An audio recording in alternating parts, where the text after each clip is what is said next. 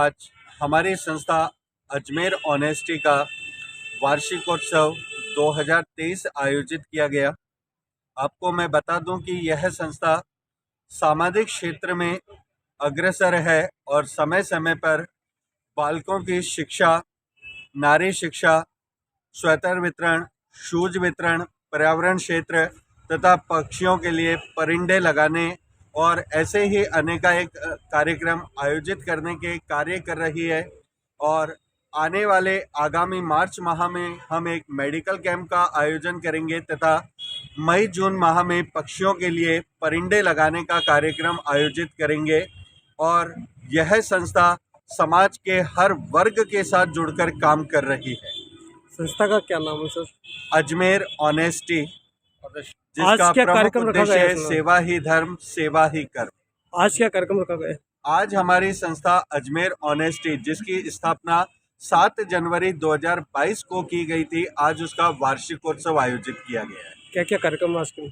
आज हमारे यहाँ पर डांस ट्रुप द्वारा बहुत ही मधुर नृत्य की प्रस्तुति दी गई।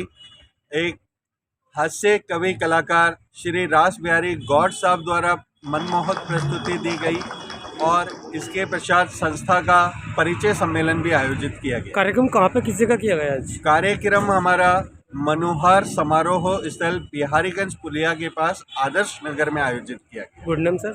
राकेश मेघवाल, सचिव अजमेर ऑनेस्टी।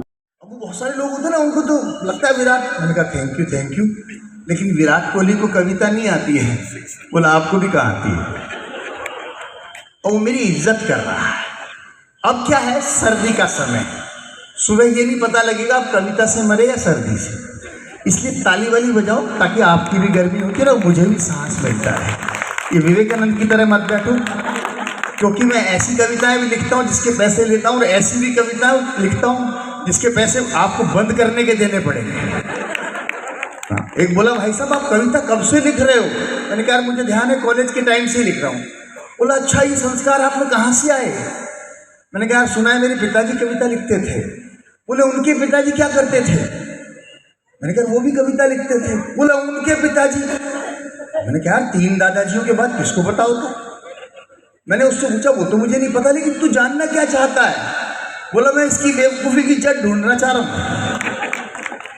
आइए दोस्तों, अच्छा वो होता क्या है ना कि बहुत सारी इको बेटा बंद कर दे, इसका इको बिल्कुल बंद कर दे। हाँ आवाज़ खींच कर बिल्कुल। अब इससे क्या आपको भी लगता है कि ये कहीं आता जाता भी है, ऐसे ही नहीं बिल्कुल फालतू उठा के लिया है इसको। अपने इज्जत आदमी के अपने हाथ होती है भाई साहब, कहाँ होती है? और देखो ये आप और यहाँ देखना, एक मैं अच्छी बात देख रहा हूँ, वही लोग हंस रहे हैं जो पत्नी के पास नहीं बैठे हैं।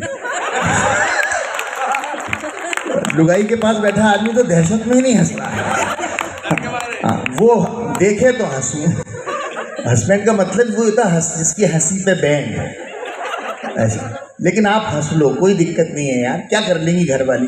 एक दिन यही तो कहेगी वहाँ बड़े खी कर रहे थे, यहाँ तो सुमड़ा सा मुँह लेके आ जाते हो। और आप कितने भी बड़े हो जाओ, घर में वही 2 कौड़ी की इज्जत है, सब जानते हैं बात, कितने ही बड़े हो जाओ। और वो बाबूलाल जी घर में एक दिन बोल रहे चाय लेके आओ, भाभी जी को गुस्सा आ गया, बोला ये क्या तमीज है? बोला क्या बोला? बोला सॉरी मैंने सोचा ऑफिस में हूँ। आदमी घर में तेज भी नहीं बोल सकता। आइए दोस्तों, तो ये करते हैं, मैं एक कविता सुनने से चालू करता हूँ। 2-3 तरह की चीज़ें आपको सुनाऊंगा, जो गलती से पहचान किया होगा। बोला यार आप वही रास बिहारी गौड़ है जो टीवी पे आते हैं? मैं खुश हुआ क्योंकि मैं ऐसी पजामे बजामे में था। मैं कहा था मैं वही हूँ। तो दूसरा जो मोटरसाइकिल पे था बोलता है जाओ जाओ भाई साहब, आपको तो वहम हो गया, ये तो मजाक कर रहा है। लोग मतलब मजाक में हमसे ऐसी आड़ी टेढ़ी करते हैं, लेकिन चलिए बैठिए भाई साहब, बैठ जाओ। हाँ, जब पुरुष के साथ ही बैठना तो गाय की चॉइस। मतलब आदमी के साथ भी चॉइस से बैठता है। हाँ बढ़िया बात है यार, ये देश है। चलिए दोस्तों, एक कविता सुनाता हूँ मैं आपको। आज मुझे आपने क्या, क्योंकि आज तो वैसे ही हूँ मैं जैसे हूँ, स्पेशल गेस्ट और ऐसा कुछ नाम वाम लिखा था आपने कार्ड में, मैंने देखा था। पिछले दिनों में चीफ गेस्ट बना। अब चीफ गेस्ट बनने की जो दुर्गति होती है वो सुनाता हूँ। मैं अभी तक नहीं संभाल पा रहा हूँ।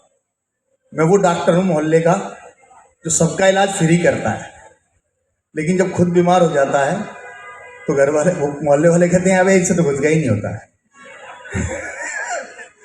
आइए दोस्तों, एक कविता से जोड़ता हूँ मैं, क्योंकि जुमले और लतीफ़े बहुत सारे हैं, वो भी अपने अपने समय पर सुनाऊंगा, और चाहता हूँ कुछ अच्छी कविताएं जो मैं कहीं नहीं सुनाता। आज एक ही कवि में सब कुछ है और आपकी माटी को ले आइए तो मैं बहुत निकल जाना। मैंने कहा भाई साहब अगर मेरी सुनेगी फिर आपकी नहीं सुनेगी। अब उनका जवाब सुनना, आपके मजा आ जाए तो ताली बजा के मुझे बता सकते हो।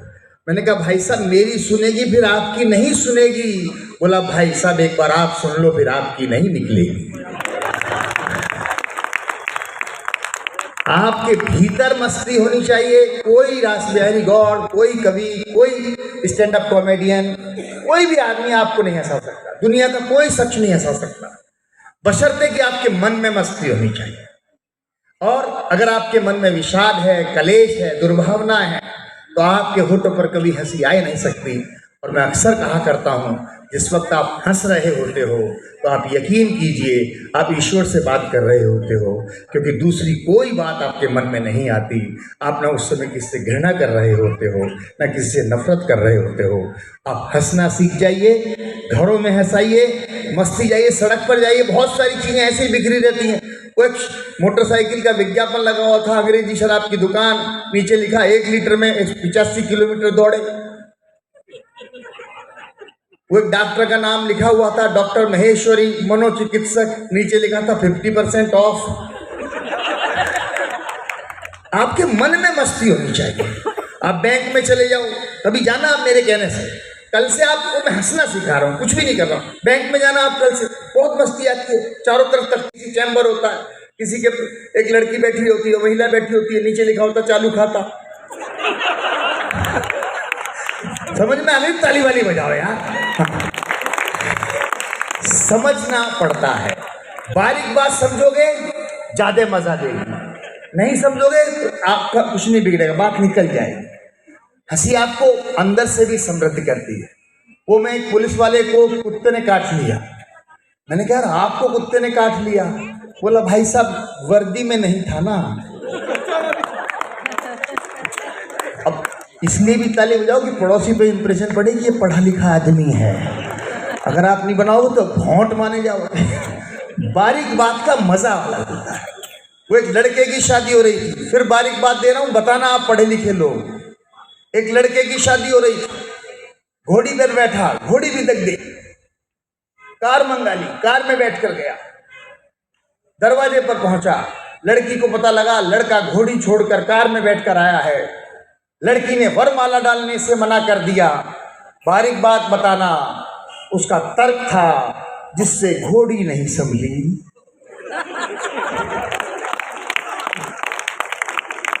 अभी भी कुछ लोगों का दो आदमी, मतलब उधर बहुत सारे, सुबह सवेरे मुंह में गुटखा दबाए, तिलक लगाए, झोला लटकाए, 3 सज्जन मेरे घर आए।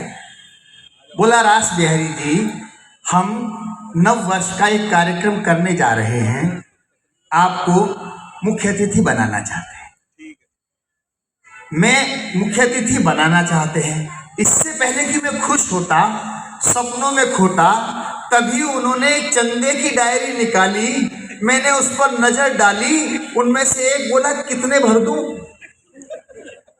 आप तो बड़े कवि हैं, 51,000 कर दूं? या तो ऐसा नहीं हुआ था, और हुआ भी हो तो आप समझ जाना मैं क्या कह सकता हूं। समझ तो आप रहे हो मैं क्या कहना चाहता हूं। 51,000 भर दूं? उनका अंदाज और आमंत्रण इतना खूंखार था कि मैं पैसे देकर भी चीफ गेस्ट बनने को तैयार था। फिर एक बोला अच्छा भाई साहब, ये नाम और रकम भरकर रख दी मेरे हाथ में। बोले भाभी जी से कहो 2 चाय 1 फीकी और कैश ले आए साथ में। अरे वाह वाह यार, आप यादव साहब अकेले आदमी जिसमें बच्चे बन सकते हैं। आपने ताली बजाई है, मैं आपको पैसे दूंगा 10 रुपए कल दूंगा। ऐसा मन करता उनके मुंह में बैठ के कविता सुनाई जाए।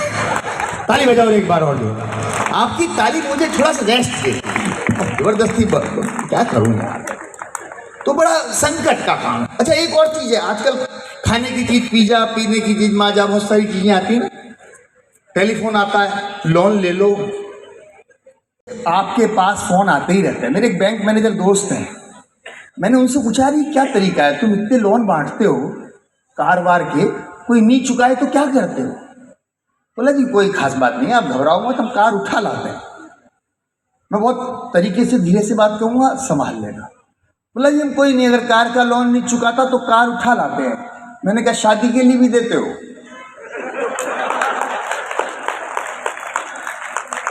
आई आई आई आई, आपने बहुत अच्छा काम कर रखा है। कोरोना वोरोना तो गया ऐसी तैसी में कि वेटर के मुंह पे बांध रखा है, बेटा खुद नहीं खा ले कहीं। बहुत टेक्निकल बात हो। क्या होता है जी, बनिया जो होते हैं हमारे आपके वाणिक समाज के लोग, बहुत शानदार लोग होते हैं। वो कविता सुनाऊंगा यार, मैं पता नहीं कहाँ से कहाँ भूल जाता हूँ। तो मैंने कहा शादी के लिए भी देते हो? अब वो समझ गया बात, बोला रास बिहारी जी बड़े शाणे हो, बात ये नहीं है, संभलना संभालना, हाथ खोलना, अच्छी बात लगे तो उसे ताली और ठाकों में बदल देना। और रास बिहारी जी बड़े शाणे हो, कोई शादी का लोन नहीं चुकाता तो हम कार उठा लाते हैं, हड्डी पसली तोड़ आते हैं। लेकिन कोई कार का लोन नहीं चुकाता तो हम कार उठा लाते हैं, हड्डी पसली तोड़ आते हैं। और शादी का नहीं चुकाता तो हम उसकी घरवाली नहीं लाते, अपनी उसके घर छोड़ आते। टेक्निक देखिए, आप कहाँ जाओ?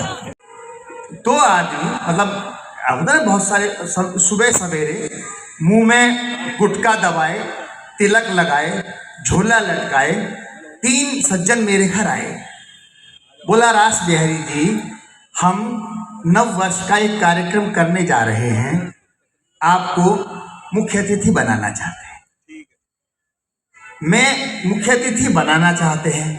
इससे पहले कि मैं खुश होता, सपनों में खोता, तभी उन्होंने चंदे की डायरी निकाली, मैंने उस पर नजर डाली, उनमें से एक बोला कितने भर दूं? आप तो बड़े कवि हैं, 51,000 कर दूं?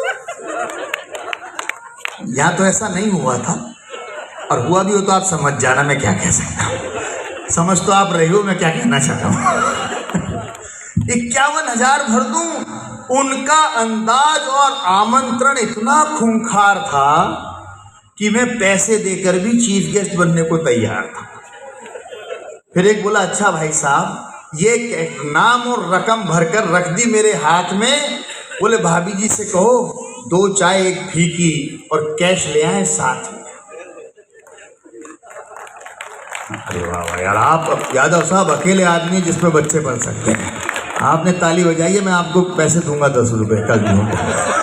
जो भी टाइम था वगैरह वगैरह, कविता छोटी करता हूँ। हम पहुंच गए, जो टाइम था उससे 1 घंटे पहले पहुंच गए। लोग 3 खड़ा हो गया सीन, उनमें से एक बोला ओ भाई अब तक कुर्सियां नहीं आई। दूसरा बोला बात बढ़ा ली, कंकर से एवरेस्ट हो गया, कार्यक्रम शुरू नहीं हो और भाई चीफ गेस्ट हो लिया। दूसरा बोला ओ भाई खोटी मत कर, कुछ तो डर, वरना हमें भ्रम हो जाएगा, कार्यक्रम की जगह तेरा क्रियाक्रम हो जाएगा। फिर मैं क्या करता, अब की बार मैं ठीक टाइम पहुंचा, 3 की जगह 13 मिले, 13 के 13 खिले, मुझे देखकर चिल्लाया, मुझे देखकर उन्होंने शोर मचाया, आया आया आया, एक और आया। उनके मुखिया ने उन्हें धमकाया, बोला ये आया नहीं बुलाया गया है।